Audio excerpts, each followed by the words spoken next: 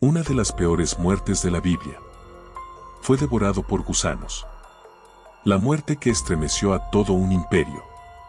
Hay muertes que quedan grabadas en la historia por su brutalidad, otras por su simbolismo. Pero pocas combinan ambas cosas, como la espeluznante muerte del rey Herodes Agripa y, devorado por gusanos mientras aún estaba vivo. Esta historia, registrada tanto en el libro de los Hechos como por el historiador judío Flavio Josefo, no es simplemente una anécdota cruel, es una advertencia poderosa sobre el orgullo, la soberbia y las consecuencias de desafiar a Dios. ¿Conoces esas historias de personas que nacen en cuna de oro, que desde el principio parecen tener el mundo a sus pies? Herodes Agripa fue uno de ellos. Nacido en el año 3 a.C., era nieto del infame Herodes el Grande, el mismo que ordenó la matanza de los inocentes en Belén en su intento de matar al Mesías recién nacido. La familia de Agripa pertenecía a lo que se conoce como realeza cliente de Roma. Eso significa que, aunque gobernaban regiones específicas, debían su poder y lealtad al Imperio Romano. No eran soberanos absolutos, sino títeres disfrazados de reyes.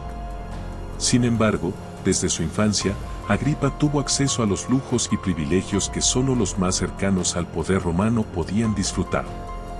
Fue enviado a Roma para su educación, donde recibió una formación digna de la aristocracia. Allí, entre mármoles imperiales y jardines del Senado, creció como compañero de infancia del futuro emperador Claudio y también estableció una relación cercana con Calígula, quien más tarde sería emperador.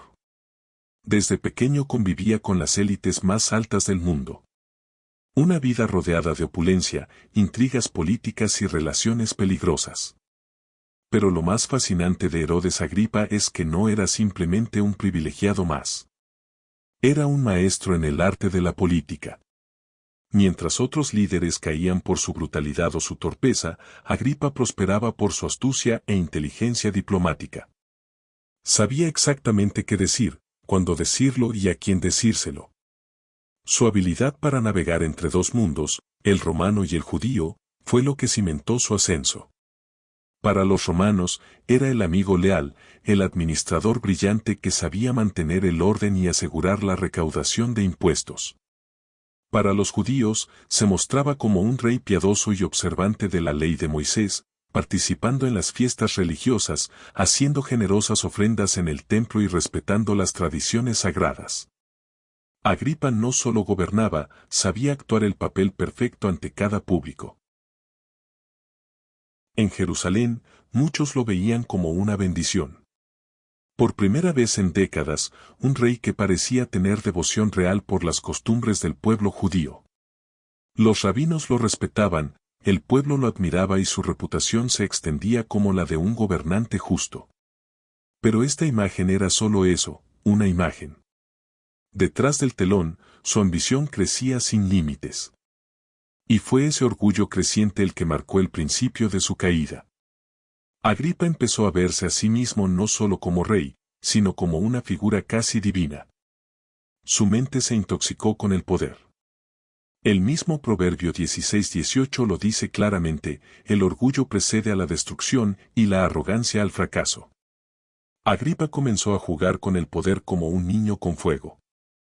Sabía que podía decidir sobre la vida y la muerte de las personas. Y empezó a usar esa autoridad con un propósito perverso. Fue entonces cuando decidió iniciar una persecución abierta contra los seguidores de Jesús. Estrategia. Agripa se dio cuenta de que perseguir cristianos le ganaba puntos entre los fariseos y saduceos, los líderes religiosos del templo, que odiaban este nuevo movimiento.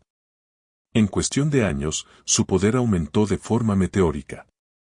Herodes Agripa llegó a gobernar un territorio tan amplio como el que en su momento dominó su abuelo Herodes el Grande. Reconstruyó murallas, impulsó festivales y obras públicas y consolidó su figura como una de las más influyentes del Mediterráneo oriental. Pero el poder tiene una forma misteriosa de revelar el verdadero corazón. Y en el caso de Agripa, reveló a un hombre dispuesto a todo por conservar su estatus. Así comenzó uno de los periodos más oscuros de la historia de la Iglesia primitiva. El primer golpe fue directo: Santiago, hermano de Juan, fue arrestado y ejecutado por orden del rey. No fue cualquier seguidor, era uno de los 3 apóstoles más cercanos a Jesús, testigo de milagros y revelaciones divinas. El asesinato de Santiago causó júbilo entre los enemigos del cristianismo. Para Agripa, esto fue una señal: si matar cristianos le daba más apoyo, entonces ¿por qué detenerse? El siguiente objetivo fue Pedro, el líder espiritual más visible de la iglesia. Su arresto fue meticuloso, 16 soldados lo custodiaban en turnos. Pero Dios tenía otros planes. Una noche, un ángel del Señor entró en la prisión, rompió las cadenas, y Pedro salió sin ser visto. El escape milagroso enfureció a Agripa, quien ordenó ejecutar a los soldados por permitirlo.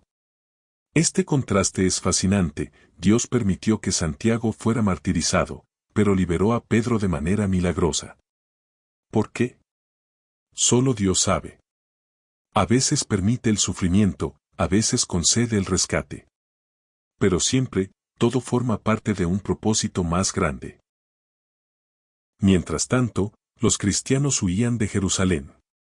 Muchos perdieron sus bienes, sus hogares, sus familias. Pero, irónicamente, esto ayudó a expandir el Evangelio. Las llamas de la persecución sirvieron para propagar la luz del mensaje de Jesús más lejos que nunca antes. Mientras el pueblo de Dios sufría, Agripa seguía subido en su nube de vanagloria. Ya no se comportaba como un rey, sino como un dios en la tierra. Su orgullo lo cegó completamente. Y fue en Cesarea, una ciudad majestuosa, donde ocurrió su final. Durante una audiencia pública con delegaciones de Tiro y Sidón, ciudades que dependían de Judea para su abastecimiento, Agripa se presentó con toda su majestuosidad. Vestía un manto hecho completamente de plata, según el historiador Flavio Josefo. Cuando los rayos del sol matinal chocaron contra esa túnica, la multitud enloqueció. Empezaron a gritar: voz de Dios y no de hombre. Agripa pudo haber corregido al pueblo, dar gloria al Dios verdadero. Pero eligió quedarse allí, bebiendo cada palabra de adoración como si le perteneciera. Y fue en ese instante que el juicio de Dios descendió. Un ángel lo hirió. Y el cuerpo del rey, que minutos antes brillaba con plata, comenzó a ser carcomido desde adentro por gusanos. Un olor fétido lo envolvió, y los gritos de dolor no se hicieron esperar. Por 5 días completos, el rey sufrió. La carne fue devorada, las vísceras corrompidas, los órganos colapsaban. Sus sirvientes no podían acercarse. Los mejores médicos no sabían qué hacer. Ninguna medicina, ninguna oración, ningún sacrificio funcionaba. La ciencia moderna sugiere que pudo haber sido una combinación de teniasis, miasis o infección parasitaria grave, enfermedades comunes en tiempos antiguos debido a la falta de higiene y al consumo de carnes contaminadas. Pero la coincidencia entre el juicio divino inmediato y la descripción médica es imposible de ignorar. Para los cristianos de la época, esto fue una clara intervención de Dios. No fue venganza, fue justicia divina. Como dice el Salmo 75, 7, Dios es el juez. A uno humilla, a otro exalta. En sus últimos momentos, Herodes Agripa comprendió su error. Tal vez recordó lo que Isaías escribió: toda carne es como la hierba. Todo lo que había logrado, ahora era polvo y gusanos. La muerte de Herodes Agripa se convirtió en un punto de inflexión. Para la Iglesia, fue una señal del poder de Dios. Para la historia, fue una advertencia sobre lo que sucede cuando el ser humano se eleva por encima de su Creador. A lo largo de la Biblia, otros líderes soberbios sufrieron destinos similares. Nabucodonosor vivió como bestia, el faraón de Egipto fue arrasado por plagas, el rey Usías fue castigado con lepra. Todos nos enseñan que Dios resiste a los soberbios, pero da gracia a los humildes. Santiago 4:6. Hoy, tal vez no haya hombres exigiendo ser adorados como dioses, pero el orgullo sigue presente. En las redes sociales, en los negocios, en los corazones. Por eso, las palabras de Jesús en Mateo 23:12 siguen tan actuales como siempre: el que se enaltece será humillado, y el que se humilla será enaltecido. Cuando uno visita las ruinas del teatro en Cesarea, donde Agripa fue aclamado como Dios, y donde cayó derrotado por su arrogancia, uno no puede evitar reflexionar. Ese escenario, que antes se llenó de aplausos, hoy guarda silencio, como un memorial eterno del juicio de Dios. La muerte de Herodes Agripa y no fue solo el final de un rey, fue el comienzo de una lección que traspasa siglos, generaciones y culturas. Una advertencia que sigue siendo tan relevante hoy como lo fue hace 2000 años. Porque esta no es simplemente la historia de un hombre que murió en circunstancias grotescas. Es la historia de lo que ocurre cuando el ser humano se olvida de su lugar delante del Creador. Cuando la criatura se quiere sentar en el trono del Todopoderoso. En un mundo moderno donde el ego, la fama y el poder son idolatrados, donde la humildad es vista como debilidad, y donde muchos se exaltan por sus logros, títulos o seguidores, la historia de Herodes Agripa grita desde las páginas de la Biblia: cuidado. Porque todo poder humano es pasajero. Toda gloria terrenal tiene fecha de caducidad. Toda riqueza, belleza o influencia puede desvanecerse en un instante. Solo Dios permanece para siempre. Solo a Él le pertenece la gloria. En Hechos 12:24, justo después de narrar la trágica muerte de Agripa, la Biblia dice algo poderoso. Pero la palabra de Dios crecía y se multiplicaba. ¡Qué contraste! Mientras un rey moría carcomido por gusanos, la palabra de Dios se esparcía con más fuerza que nunca. Mientras el orgullo caía, la verdad se levantaba. Esto nos muestra que los enemigos del Evangelio pasarán, los imperios se derrumbarán, los perseguidores caerán, pero la palabra de Dios nunca será detenida. Y así ha sido a lo largo de la historia.